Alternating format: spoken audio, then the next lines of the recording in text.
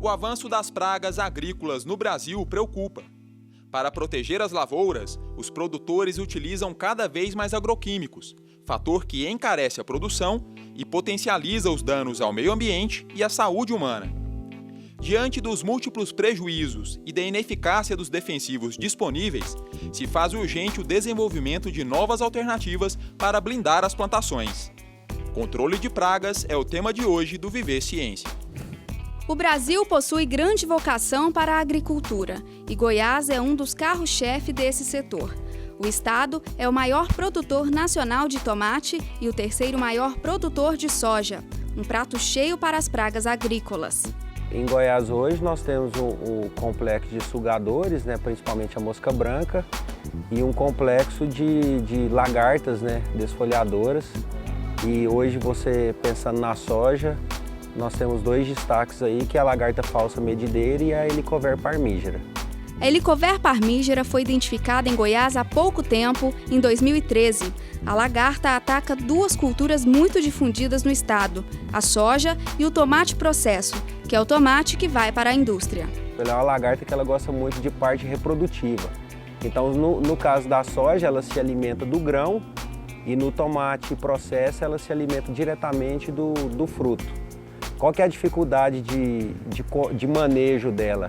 É porque quando ela se instala, ela fica escondida. Então, no caso da soja, ela fica dentro da vagem e no caso do tomate processo, ela fica no interior dos frutos. Então, é uma lagarta de muito difícil controle. O apetite voraz da Helicover parmígera vem acarretando sérios prejuízos aos produtores goianos. Na cultura do tomate, as perdas podem chegar a 10% da lavoura. Se nós pensarmos num custo de tomate processo aí chegando até R$16 mil por hectare, isso aí representa R$ 1.600 a menos que poderia ser em rentabilidade para o produtor. Então, assim, o produtor realmente ele precisa correr atrás de informação, porque o manejo da Helicover é completamente diferente de tudo que já foi difundido até hoje. Então, não existe aplicações calendarizadas, igual se fazia antigamente. Os insumos aí que estão sendo utilizados estão deixando a desejar no controle. Então, assim, a classe produtiva está muito preocupada com essa lagarta.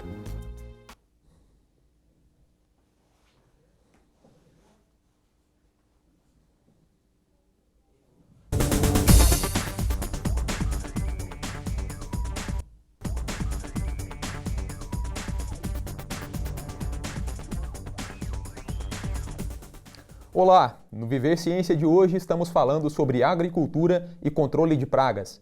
Para discutir esse assunto, estamos recebendo aqui no estúdio a doutora em bioecologia e professora da UFG, Cecília Cezepac, e a assessora da presidência da Agrodefesa, Rossana Serrato. Bem-vindas ao Viver Ciência. Obrigada. Olá.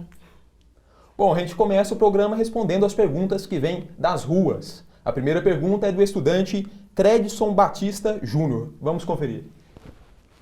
Bom, eu sou de uma cidade do interior e próximo a ela tem uma cidade denominada Uruana, que é conhecida como a capital das melancias. Porém, de uns tempos para cá, a produção de melancia decaiu e as terras se tornaram inférteis. Por que tipo de agrotóxico pode ter causado esse problema? Professora Cecília, por favor.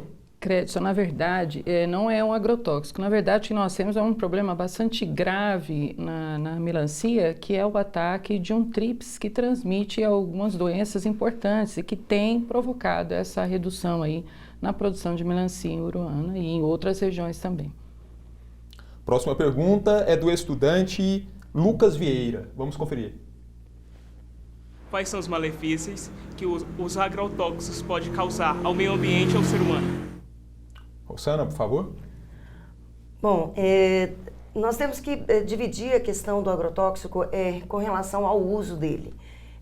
Se nós trabalharmos os agrotóxicos de acordo com o que a pesquisa reza e de acordo com o que ele é regulamentado em bula, o perigo para o meio ambiente e para o ser humano é muito pouco.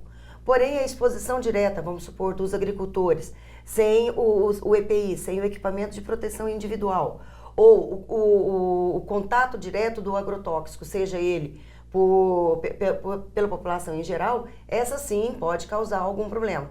E quanto ao meio ambiente, é o uso indiscriminado, que ele pode ficar retido no solo, pode ser lixiviado para lençóis freáticos. Então, só que o que a gente sempre coloca, que o uso correto do agrotóxico, ele minimiza em muito os riscos de danos ao ser humano e ao meio ambiente. Ok, quem faz a pergunta agora é o comerciante Daniel Franklin da Silva. Eu gostaria de saber como que é feito o procedimento das frutas, no caso, a gente já é o consumidor final, né?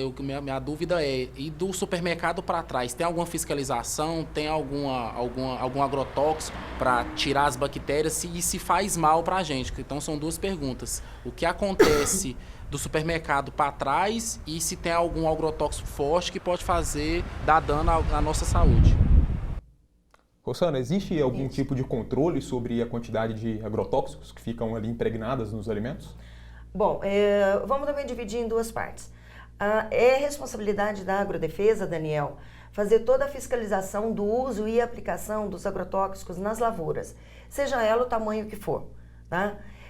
Seja hortaliças, sejam frutas, seja controle de lavoura de soja, de algodão. Então, essa parte do uso e da aplicação e também da parte do recolhimento de embalagens vazias, nós é que fazemos essa fiscalização in loco.